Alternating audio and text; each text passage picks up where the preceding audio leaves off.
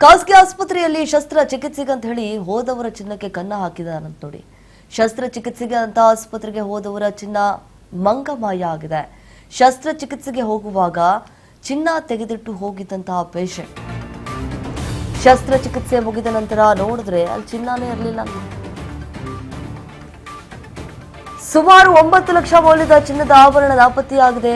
ಮೇ 1ರಂದು ಸ್ಪರ್ಶ ಹೆಣ್ಣೂರಿನ ಆಸ್ಪತ್ರೆಗೆ ಸ್ವಪ್ನ ಅನ್ನೋರು ದಾಖಲಾಗಿದ್ರು. ಶಸ್ತ್ರಚಿಕಿತ್ಸೆಗೆಂದು ಆಭರಣಗಳನ್ನ ಆಸ್ಪತ್ರೆ ಸಿಬ್ಬಂದಿಗಳು ತೆಗೆಸಿದ್ರು.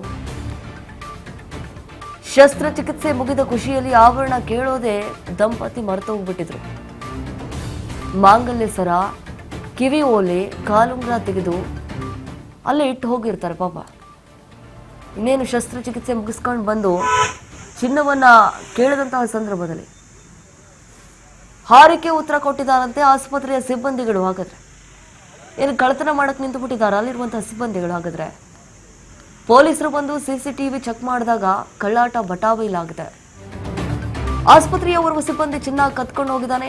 ಶಸ್ತ್ರಚಿಕಿತ್ಸೆ ಮುಗಿದ ಖುಷಿಯಲ್ಲಿ ಆಭರಣ ಕೇಳೋದೆ ಪಾಪ ದಂಪತಿಗಳು ಮರೆತು ಹೋಗ್ಬಿಟ್ಟಿದ್ರು. ಮಾಂಗಲ್ಯ ಸರ, ಕಿವಿಯೋಲೆ, ಕಾಲುಂಗುರ ತೆಗೆದುಕೊಟ್ಟಿರ್ತಾರೆ. ಬಳಿಕ ಬಂದು ಕೇಳಿದ್ರೆ ಹಾರಿಕೆ ಉತ್ತರ ಕೊಟ್ಟಿದ್ರಂತೆ. ಪೊಲೀಸರು ಬಂದು ಸಿಸಿಟಿವಿ ಚೆಕ್ ಮಾಡಿದಾಗ ಕಳ್ಳಾಟ ಬಟಾಬೈಲಾಗಿದೆ.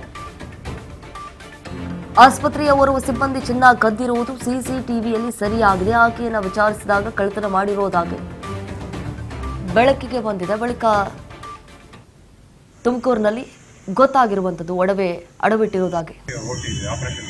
ಅಲ್ಲಿ ಕರ್ಕೊಂಡು ಹೋದ್ಮೇಲೆ ನಮ್ಮ ಮಿಸ್ಸಸ್ ಅಲ್ಲಿ ಹೋಗೋವಾಗ ಹೇಳಿದ್ರು, ಏನು ಥಿಂಗ್ಸ್ ಇಟ್ಟಿದ್ದೀನಿ ನೋಡ್ಕೊಂಡು ಚೆಕ್ ಮಾಡೋಂತ. ಬಟ್ ನಾವು ಆ ಆಪ್ರೇಷನ್ಗೆ ಹೋಗ್ತಾ ಇರಲ್ಲ ಅಂತ ಅಂದ್ಬಿಟ್ಟು ಅವ್ರು ಆರಾಮಾಗಿ ಹೋಗಲಿ, ಟೆನ್ಷನ್ ಬೇಡ ಅಂತೇಳಿ ನಾನು ನೋಡ್ಕೊಂಡು ಹೋಗ್ಬಿಟ್ಟು ಅವ್ರನ್ನ ಕಳಿಸ್ಕೊಂಡು ಹೊರಗಡೆ ಅಲ್ಲೇ ವೆಯ್ಟ್ ಮಾಡೋಕ್ಕೆ ಹೇಳಿದ್ರು. ಕನ್ಸೆಂಟ್ ಫಾರ್ಮ್ಸ್ ಏನು ಮಾಡಬೇಕು, ನೀವು ಇಲ್ಲೇ ಇರಬೇಕಾಗುತ್ತೆ ಅವ್ರ ಕೈಯಲ್ಲಿ ಹೇಳಿದ್ರು. ನಾನು ಒಬ್ಬನೇ ಇದ್ದಿದ್ದರಿಂದ ಅಲ್ಲೇ ವೆಯ್ಟ್ ಮಾಡ್ತೀನಿ.